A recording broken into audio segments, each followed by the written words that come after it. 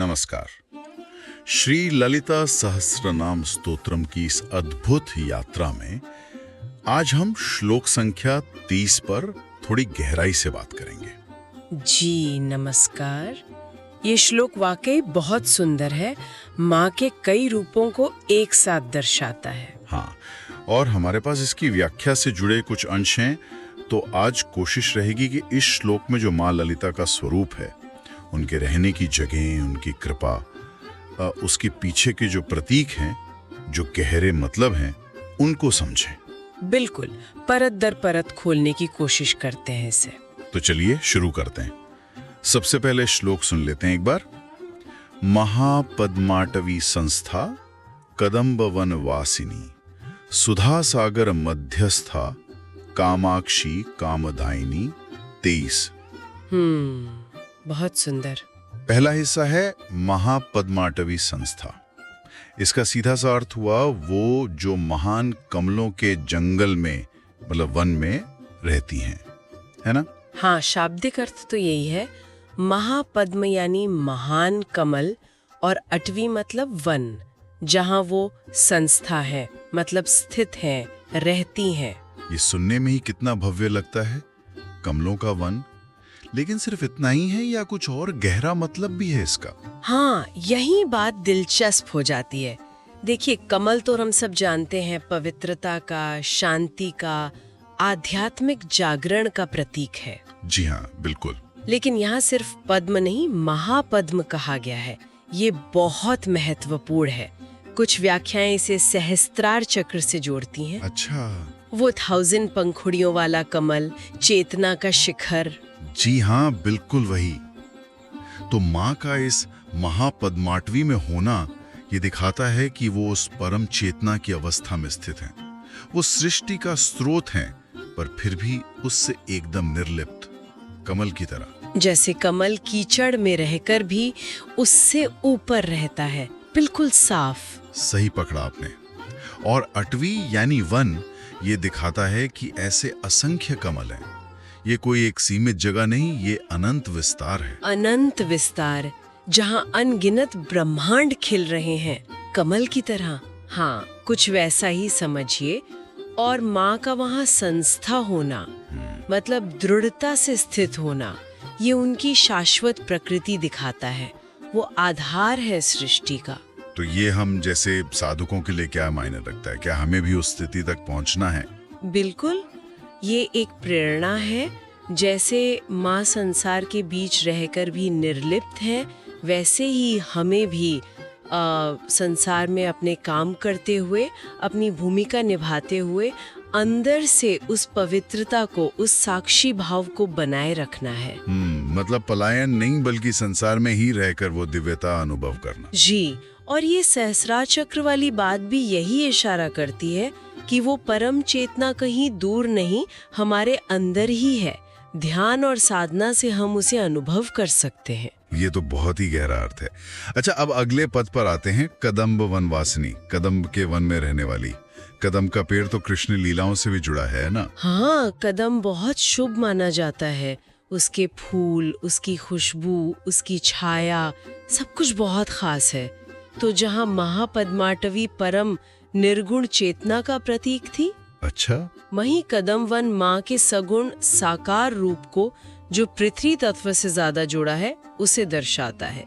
मतलब माँ सिर्फ उस ऊंची चेतना में ही नहीं है, वो प्रकृति के रूप में इस धरती पर हमारे आसपास भी है। तो ये दिखाता है कि दिव्यता सिर्फ अमूर्त नहीं है, वो साकार भी है, हमारे करीब भी है। बिल्कुल, कदम वन उनकी उस लीला और प्रेम को दिखाता है जो भक्तों को खींचती है, जैसे कदम के फूल भंवरों को खींचते हैं। और क्या इस कदम्ब वन के बारे में कुछ और भी बताया गया है? मतलब ये कहाँ है, कैसा है? हाँ, कुछ व्याख्याएं कहती हैं कि ये मणिद्वीप में है, माँ का जो दिव्य लोक है उसके केंद्र के पास।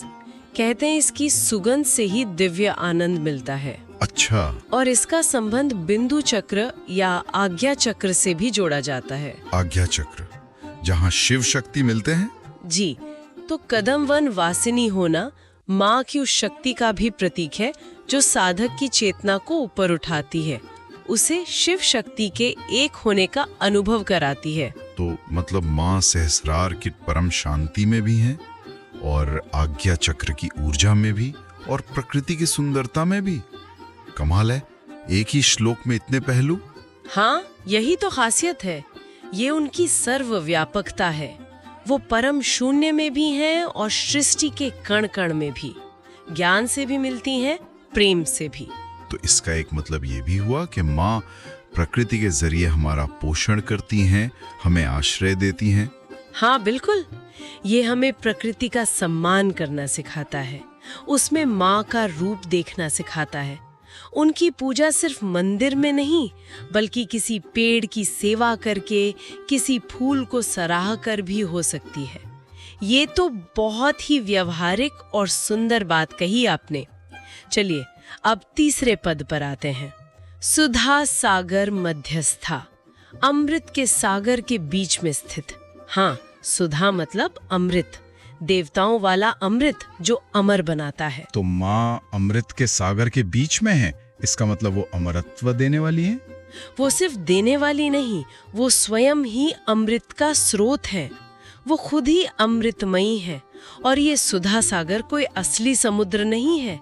अच्छा, तो फिर क्या है ये शाश्वत आनंद का, परम ज्ञान का और जन्म मृत्यु के चक्र से मुक्ति का प्रतीक है।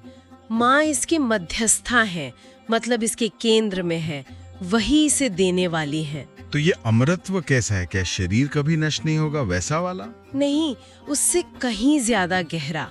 यहाँ अमरत्व का मतलब है दुखों से मुक्ति, डर से मुक्ति, बदलाव और खत्म होने के नियम से परे चले जाना।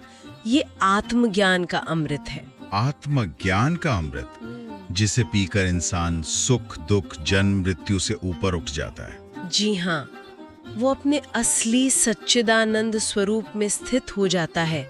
सुधा सागर वो परम शांति और आनंद की अवस्था है जो माँ की कृपा से मिलती है। एक तरह से माँ खुद ही वो सागर है और उनकी शरण लेना ही उस सागर में गोता लगाना है। क्या इसका संबंध योग या तंत्र से भी है? जैसे वो कहते हैं सहस्रार से अमृत टपकता है। हाँ बिल्कुल है।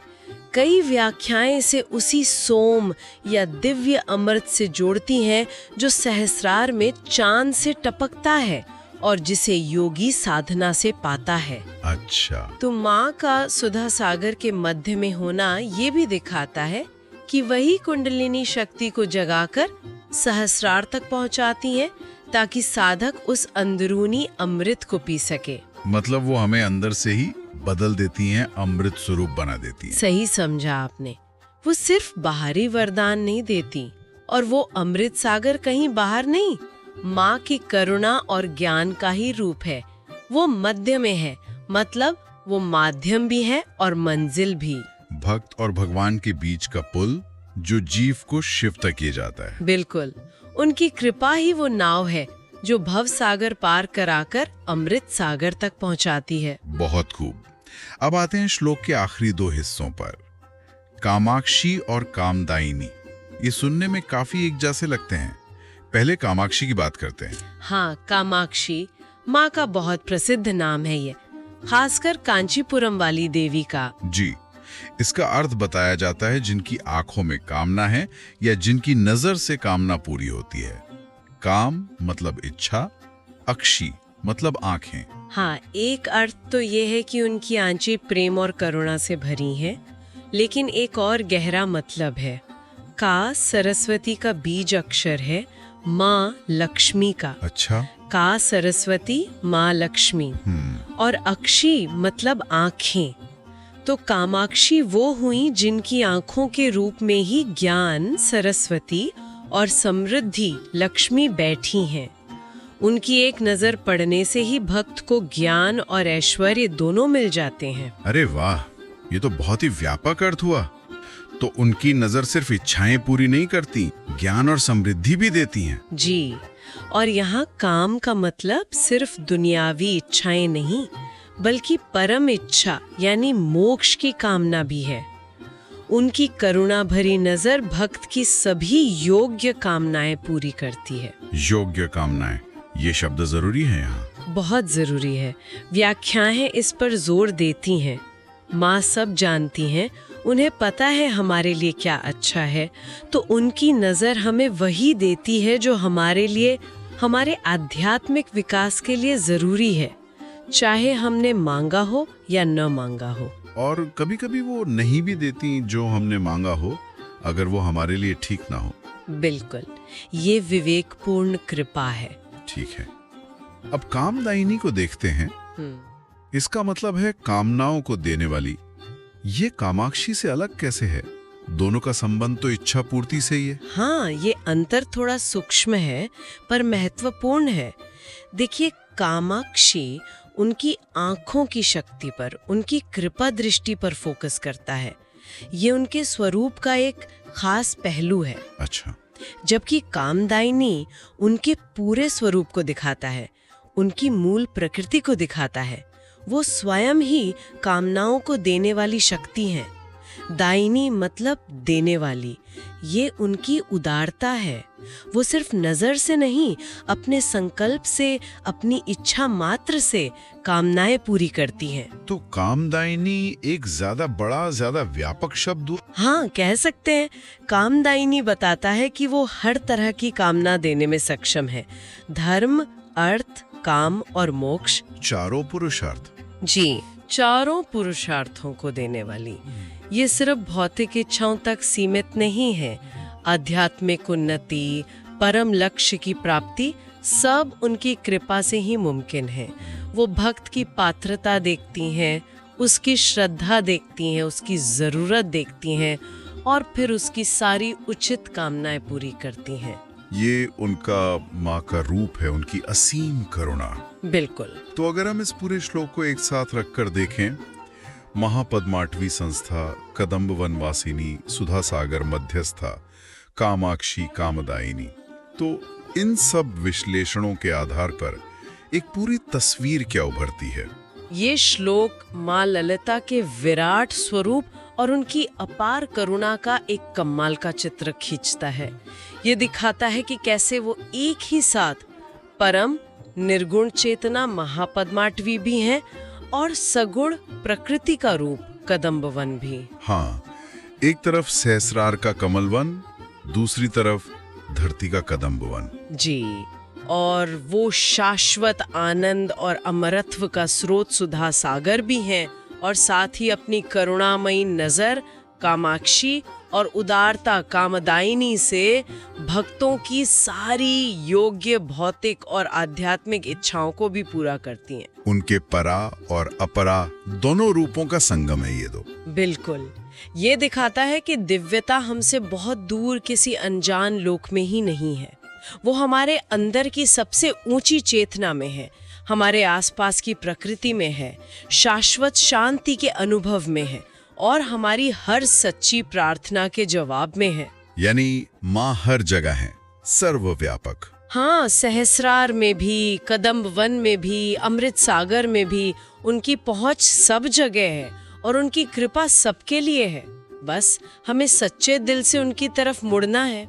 ये श्लोक हमें सिखाता है कि जीवन में पवित्रता रखकर, प्रकृति से प्रेम करके, अंदरूनी शांति खोजकर और अच्छी इच्छाएं रखकर हम माँ की कृपा पा सकते हैं। जी, उनकी शरण में भौतिक और आध्यात्मिक दोनों तरह की पूर्णता मिल सकती है। वाकई श्री ललिता सहस्रनाम का ये 23वां श्लोक माँ के अनंत स्वरूप और उनकी असीम कृपा की एक अद्भुत झलक देता है।